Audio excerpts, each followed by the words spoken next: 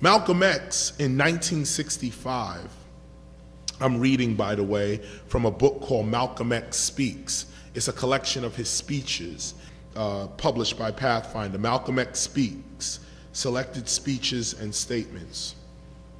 This is what Malcolm X said in 1965.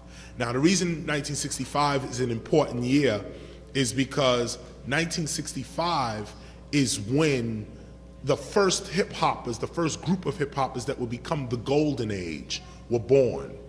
The first hip-hoppers were really born between 1950 and 1970, this 20-year period. But in 1965, there was massive turmoil going on in the country. I was born in 1965. So I find this year very interesting, and I find what Malcolm X also was assassinated in 1965. But one of his last statements here in 1965 was to a group of young students, young people. This is what he said. In America, students have been noted for involving themselves in panty raids, goldfish swallowing, seeing how many can get into a phone booth, not for their revolutionary political ideas or their desire to change unjust conditions. But some students are becoming more like their brothers around the world. Speaking of the revolutionary young people that were fighting all over the world. However, the students have been deceived somewhat in what's known as the civil rights struggle, which was never designed to solve the problem.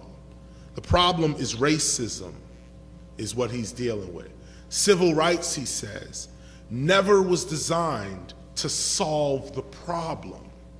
It was pretty much designed to deal with the problem, to live in the problem, to find better ways to accept the problem. But civil rights, according to Malcolm X, never dealt with the problem. The students were maneuvered in the direction of thinking the problem was already analyzed. So they didn't try to analyze it for themselves. Malcolm X is saying that the students were maneuvered in the direction of thinking that the problem was already analyzed. Racism had we already got this, don't worry, we already got it. So they didn't try to analyze it for themselves. In my thinking, Malcolm X says, if the students in this country forgot the analysis that has been presented to them, underline the word forgot. In my thinking, if the students in this country forgot the analysis that has been presented to them, and they went into a huddle and began to research this problem of racism for themselves, independent of politicians and independent of all foundations which are part of the power structure, and did it themselves, then some of their findings would be shocking. But they would see that they would never be able